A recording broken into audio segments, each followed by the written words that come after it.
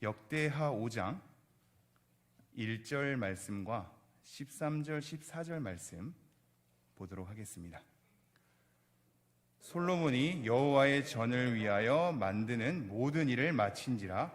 이에 솔로몬이 그의 아버지 다윗이 드린 은과 금과 모든 기구를 가져다가 하나님의 전 곳간에 두었더라. 나팔 부는 자와 노래하는 자들이 일제히 소리를 내어 여호와를 찬송하며 감사하는데, 나팔 불고 재금치고 모든 악기를 울리며 소리 높여 여호와를 찬송하여 이르되, 선하시도다, 그의 자비하심이 영원히 있도다 하매, 그때 여호와의 전에 구름이 가득한지라.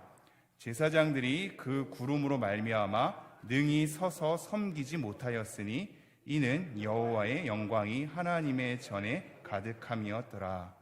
아멘. 네, 역대하 강의 두 번째 시간 이어가도록 하겠습니다. 우리가 한번 이 설교 제목을 읽어보고 그 내용을 좀 헤아려 보도록 하죠. 함께 읽겠습니다. 시작. 성전 건축, 그 목적과 방향. 오늘은 성전 건축에 대해서 좀 살펴볼 텐데요. 솔로몬이 성전을 건축한 목적과 방향이 무엇인지, 그 안에서 살펴보는 말씀들을 통하여서 교회된 우리, 그리고 성전된 우리가 어떠한 목적과 방향을 지녀야 하는지, 우리 삶 가운데 어떠한 목적으로 일구어 가야 하는지를 좀 살펴보도록 하겠습니다. 먼저 2장 1절 말씀을 한번 보도록 할게요. 제가 읽겠습니다. 솔로몬이 여호와의 이름을 위하여 성전을 건축하고 자기 왕위를 위하여 궁궐 건축하기를 결심하니라. 솔로몬이 지금 성전을 건축하기로 결심하고 있습니다. 이것이 솔로몬의 지혜와 연결되어서 2장부터 성전 건축이 나오는 것은 의미가 있죠. 왜냐하면 열왕기서에서는 솔로몬이 지혜를 구하는 사건 이후에 솔로몬이 어떻게 재판했는지에 대한 여러 사례를 보여주고 있습니다. 그런데 역대기는 의도적으로 그걸 생략하고 있거든요. 그리고 바로 2장에서부터 성전 건축을 얘기하고 있죠. 그 이유는 솔로몬의 지혜가 성전 건축과 긴밀히 연결되고 있기 때문입니다. 즉 솔로몬의 성전 건축은 솔로몬이 구한 지혜의 결과로 우리가 볼 수 있는 대목입니다. 이것이 의미가 있는 것은 솔로몬의 지혜는 하나님께 듣는 마음이었죠. 그리고 선악을 분별하는 것이었으며 하나님의 영광을 나타낼 백성을 위하여서 그 목적으로 구한 것이 솔로몬의 지혜였습니다. 이러한 솔로몬의 지혜는 하나님과 뗄 수 없는 관계이기 때문에 성전과 연결되는 겁니다. 성전은 하나님과 뗄 수 없거든요. 그러니 솔로몬이 구한 지혜도 하나님과 뗄 수 없기에 솔로몬이 구한 지혜의 결과가 성전 건축으로 이어지는 거죠. 그런데 그 성전 건축을 하는 목적을 뭐라고 얘기하고 있습니까? 2장 1절에 보면 여호와의 이름을 위하여. 솔로몬이 성전 건축을 하는 목적을 여호와의 이름을 위하여라고 대놓고 얘기를 하고 있습니다. 여러분, 우리가 이미 아시다시피 우리는 교회이고 하나님의 성전입니다. 하나님의 성전인 우리와 교회된 우리가 살아가야 할 목적, 그 방향은 하나님의 이름을 위하여입니다. 우리는 하나님의 이름을 위하여 존재하는 사람들입니다. 오늘도 살아가야 할 이유는, 그 목적과 방향은 하나님의 이름을 위하여입니다. 우리 교회가 존재하는 목적과 방향도 하나님의 이름을 위하여입니다. 우리가 이러한 문구 속에 서려져 있는 내용을 깊이 헤아리면서 우리의 삶을 좀 돌아봐야 할 이유가 있습니다. 하나님의 이름을 위하여.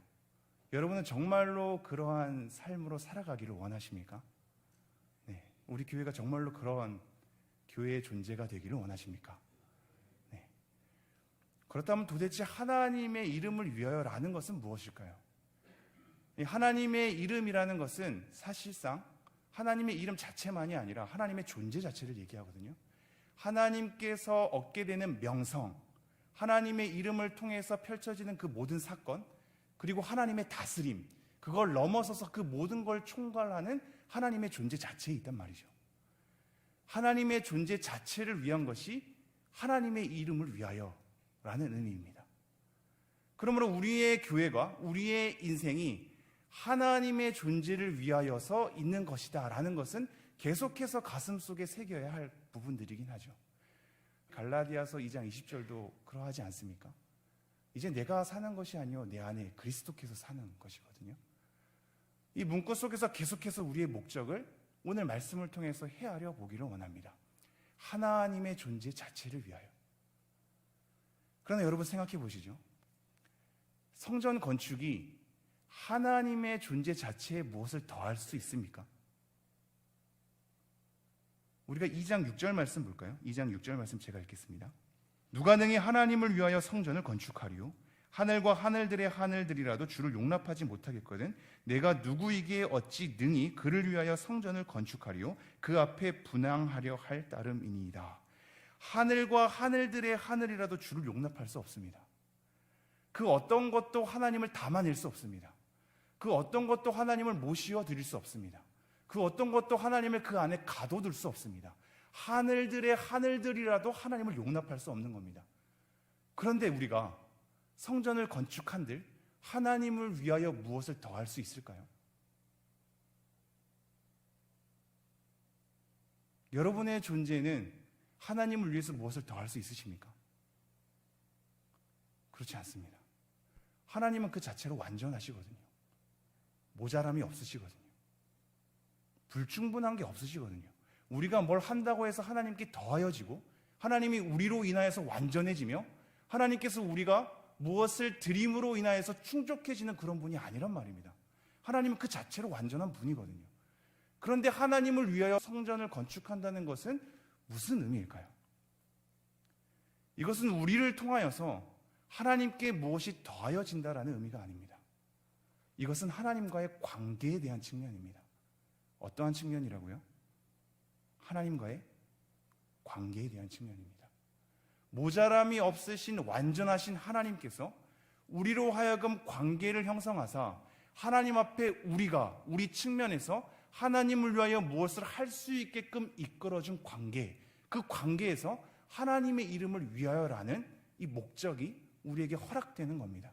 즉 다시 말하자면 우리 편에서 하나님을 위하여, 하나님의 이름을 위하여라는 것은 우리를 통하여서 하나님의 이름이 만방에 펼쳐지게 하여 주옵소서.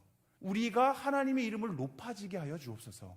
우리가 하나님의 편에 서게 하여 주옵소서. 이거란 말이죠.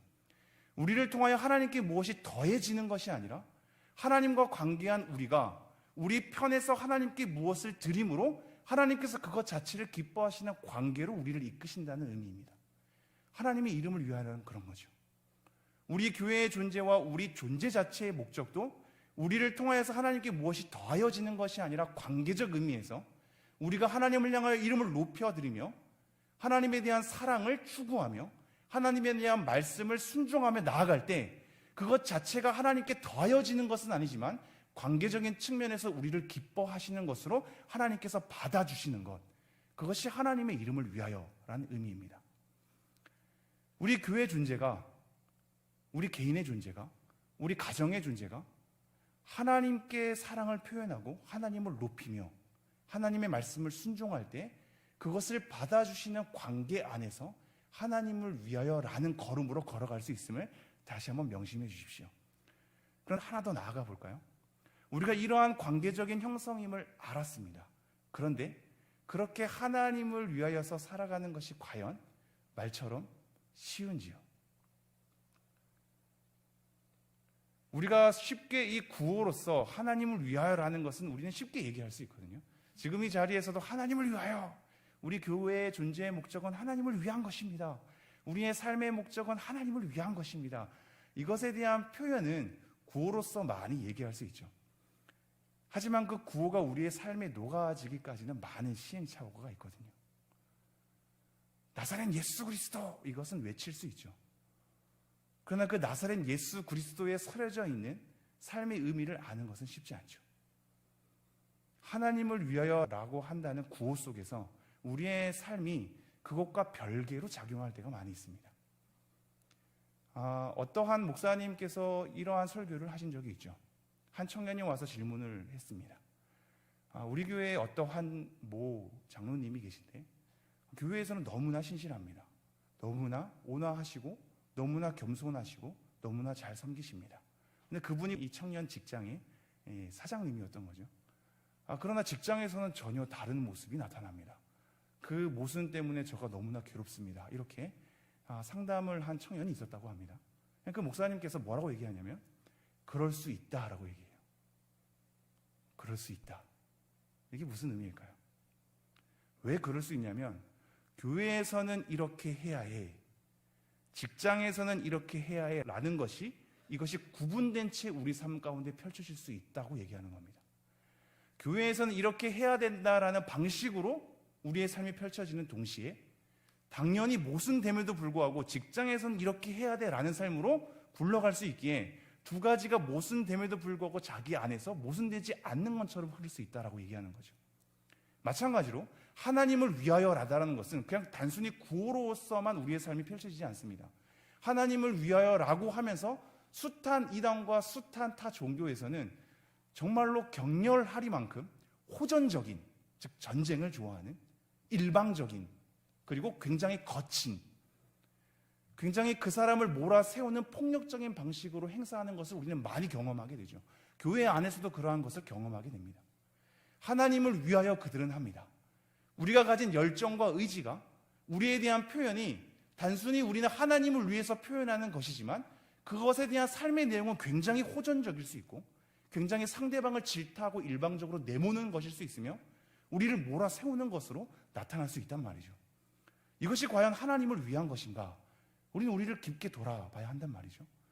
그러므로 하나님을 위하여라는 것은 단순히 구호로서 그 구호 자체만으로 우리의 삶을 끌고 가는 것이 아니라 우리의 삶의 구체적인 내용과 더불어서 하나하나씩 다 세밀하게 들여다봐야 됩니다. 내 삶의 태도와 모습과 구체적인 사안에 대해서 내가 이것을 행하고 이것을 취하고 이것을 섬기고 이 내용으로 나아가고자 할 때 이것이 과연 하나님을 위한 일인가에 대한 구체적인 검증 없이는, 서로에 대한 논의 없이는, 함께 협력한 것은 없이는 우리는 우리의 심정만 있을 뿐 그것을 담아낼 수 있는 실력이 없습니다.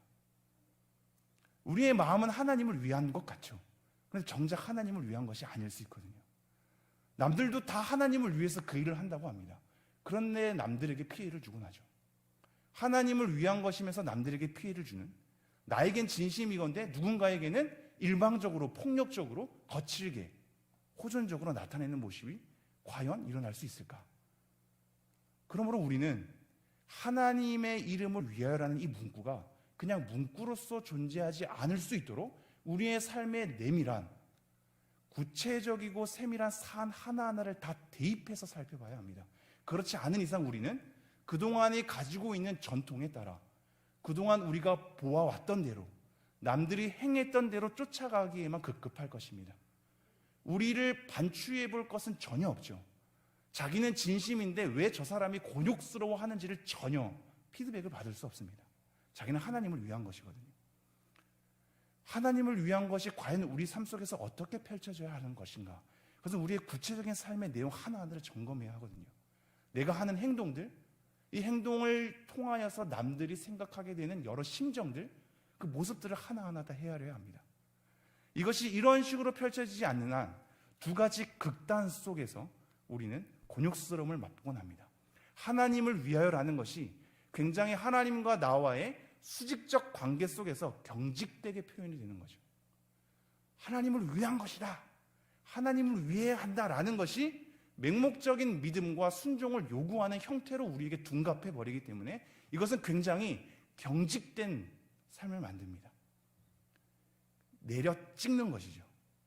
경직된 삶으로 우리를 끌고 가는 것이 마치 거룩이냐, 그것이 하나님을 위한 것이냐 둔갑해서 가는 걸음들이 있거든요. 이러한 걸음으로 우리를 숨막히게 하는 거죠. 굉장히 냉랭하고 굉장히 퍽퍽한 삶을 만들게 됩니다. 이것에 대한 반작용이 뭔지 아십니까? 하나님을 위한다는 것이 우리를 내려 눌러 찍고 순종을 요구하면서 우리를 갈고매는 것으로 가니 이것에 대한 반작용으로 인간다움을 추구하게 됩니다.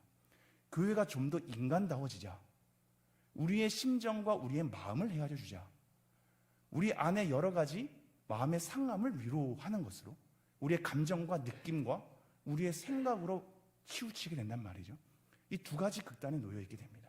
하나님을 위한다라는 것이 우리의 삶의 구체적인 내용과 함께 상호적으로 함께 논의하면서 점검할 수 있는 기회를 잃는 한 하나님을 위하는 것에 대한 경직성으로, 반작용으로서는 인간다움을 추구해서 우리의 느낌과 감각을 추구하는 것으로 바뀌어진단 말이죠. 이것이 오늘날 우리 시대에 경험하는 교회의 모습들이며 현 주소이기도 합니다. 우리는 이 틈에서 어떻게 해야 할까요? 하나님의 이름을 위한다는 것은, 하나님을 위해서 살아간다는 것은 이 본문을 통해서 우리는 어떠한 식으로 확인해야 할까요? 우리 그것을 한번 잠시 들여다보기로 하죠.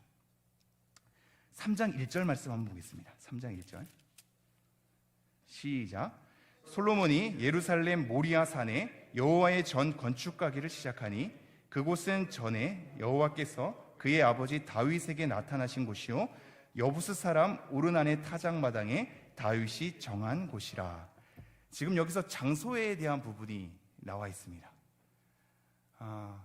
이 장소에 대한 부분은 생각보다 더 많은 것을 알려주고 있는데요, 하나님을 위한 것이라는 것은 관계적인 의미라고 했죠. 지금 이 성전 건축이 시작되는 장소가 모리아 산이라는 언급과 동시에 오르난의 타작마당이라고 언급되어 있습니다. 모리아 산은 아브라함이 이삭을 바친 곳이거든요. 아브라함이 하나님의 명령을 가지고 이삭을 번제로 드리려고 칼을 끄집어낸 곳이 모리아 산입니다. 그곳에서 지금 성전 건축이 시행되는 것이며, 오르난의 타작마당은 다윗의 인구조사의 범죄로 인하여서 전염병이 돌아서 많은 인원이 죽게 되고 천사가 칼을 빼어든 곳이죠. 그 속에서 번제를 하게 되니 천사의 칼이 멈추게 되고 하나님의 용서하심을 입게 되는 장면입니다. 왜 성전 건축의 지대를, 그 토지를, 그 장소를 지금 모리아 산과 오르난의 타작마당으로 굳이 의도적으로 언급하였는가?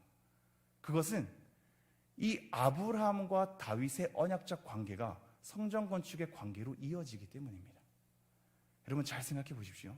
하나님의 이름을 위하여라는 것에 대한 강조점이 왜 역대기에서 이렇게 강조되어 있냐면, 지금 이 역대기의 1차적인 청중을 우리는 헤아릴 필요가 있습니다. 역대기의 1차 청중은 누굴까요? 이 책이 다 쓰여지고 난 다음에 읽게 되는 대상들은 누굴까요? 그거는 포로 귀환한 사람들이거든요. 지금 우리는 이스라엘 역사를 줄곧 이렇게 이어져 가고 있으니 그 역사 가운데 이것이 하나씩 하나씩 쓰여졌다고 생각하나, 사실상 역대기는 포로 귀환한 백성들, 그 시기에 쓰여진 거거든요. 그 시기에 대한 정확한 시대는 학자들마다 조금 이견이 있으나 포로 귀환한 사람들이 처음으로 이 역대기를 읽게 된단 말입니다. 그들의 심정으로 한번 돌아가 보셔야 합니다. 왜냐하면 모세오경이 쓰였을 때 1차 청중은 출애굽한 백성들이거든요. 창세기 시대의 사람들이 아니란 말입니다. 출애굽한 백성들이 그동안 내가 출애굽을 해서 광야 시기를 지나오고 먹을 것과 입을 것이 부족한 상황 가운데서도 이 삶을 꾸려가게 되는 이유, 도대체 내가 믿는 하나님이란 과연 누구란 말인가? 저 애굽 땅에서 나를 끌어내오는 하나님은 누구란 말인가? 내가 누구를 위해서 이 걸음을 걷고 있으며 나는 왜 가나안 땅으로 도착해야 하는가에 대한 수많은 의문을 모세를 통하여서, 모세오경의 특별히 창세기를 통하여 창조주인 하나님과 동시에 아브라함과 이삭과 야곱과 요셉의 언약적 관계 속에서 우리가 왜 지금 이 걸음을 걷고 있는지, 그리고 왜 가나안 땅에 도달해야 하는지를 그들이 알 수 있었던 겁니다. 마찬가지로 역대기의 청중으로 돌아가서 그들은 예루살렘의 성전의 멸망을 경험했던 자들이죠. 그리고 포로 생활을 겪었던 자들입니다. 하나님께서 나를 버렸다는 것에 대한 마음의 상함이 있는 자들이거든요. 그리고 나서 포로 귀환하죠. 귀환해서 성전을 재건합니다. 성전을 재건할 때 도대체 나는 왜 이 성전을 재건해야 합니까? 나를 버린 것만 같은 그 포로 생활 가운데서도 나를 지금까지 인도하셨는데, 이러한 하나님은 도대체 어떤 하나님이란 말입니까? 나는 누구를 섬기고 있으며 앞으로 어떠한 목적과 방향으로 걸어가야 하겠습니까? 나는 왜 성전을 재건해야만 하며 이 성전을 통해서 하나님을 어떻게 섬겨야 하겠습니까? 이 숱한 질문을 해결할 수 있는 게 역대기, 이 내용이란 말입니다. 그게 1차 청중입니다. 우리도 마찬가지 아닙니까? 우리의 삶의 무너짐, 삶의 건조함, 예배할 이유를 찾지 못하고 넘어질 때, 우리의 삶의 무너짐과 실망과 좌절을 경험하게 될 때, 하나님, 내가 어떠한 목적으로 걸어야 하겠습니까? 어떠한 방향으로 나아가야 하겠습니까? 내가 일으켜 세워서 재건해야 될 것은 무엇입니까?를 묻곤 하거든요. 동일한 우리 선상에서 역대기 기자의 청중과 우리가 지금 맞닿아 있는 시점입니다. 이 시점 가운데 하나님을 위하여라는 것은 관계적 측면이라고 얘기하는 거죠. 아브라함에 대한 모리아 산을 언급하고 다윗에 대한 오르난의 타작 마담을 언급한 뒤에 모세에 대한 언약도 언급을 합니다. 나중에 언약궤를 이렇게 들여오거든요. 그래서 모세가 이 언약궤를 담당한 것에 대해서 언급을 하고 나죠.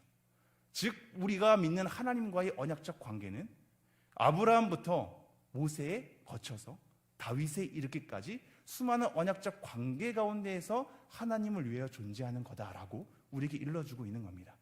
이것이 의미하는 바가 무엇일까요? 우리는 우리의 열정과 우리의 판단대로 우리의 열의를 다하여서 하나님을 위하여 섬긴다고 하지만 그 내용에 대한 검토 없이 우리의 심정만 줄고 내칠 때가 많죠.